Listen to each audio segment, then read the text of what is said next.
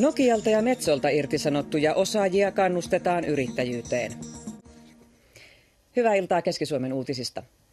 Korkeasti koulutettujen työllistämiseen tähtäävä Protomo on aloittanut toimintansa Jyväskylässä. Protomossa tuetaan erityisesti Nokialta ja Metsolta irtisanottuja jalostamaan uutta liiketoimintaa.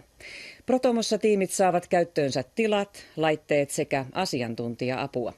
Tavoitteena on synnyttää alueelle reilun vuoden aikana vähintään 10 uutta yritystä. Jyväskylässä pilottina aloitetun mallin on tarkoitus laajentua myöhemmin myös Tampereelle, Helsinkiin, Ouluun ja Salon seudulle. Jyväskylän Protomossa toimii jo tällä hetkellä 7 tiimiä, joilla on kova into ja tahto ryhtyä yrittäjiksi. Kyllä tämä on syntynyt Nokian lähdön myötä siten, että täällä on nyt hurja joukko korkeasti koulutettuja, tosi kovia ammattilaisia, jonka pohjalta meidän tehtävä on tällä seutukunnalla pitää heidät tällä seutukunnalla tehdä uutta liiketoimintaa ja yritystoimintaa.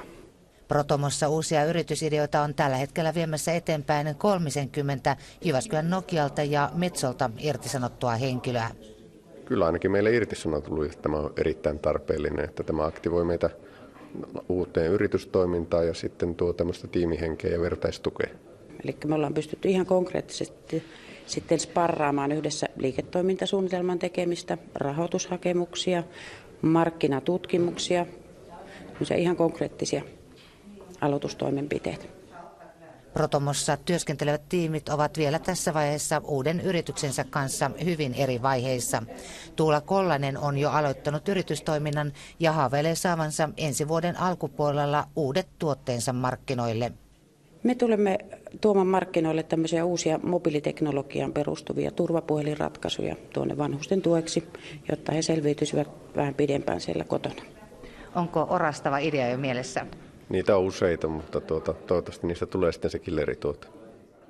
Killereitä tarvitaankin, sillä Protomon tavoitteena on jalostaa jatkossa esimerkiksi metsäteollisuudelle entistä korkealaatuisempia tuotteita. Tämä on kanava kaupallistamiselle ja mahdollisuus yrityksille yhdistää siihen tarvittavia osaajia ja sitä kautta tehdä sitä ideasta myös taloudellista menestystä ja rahaa.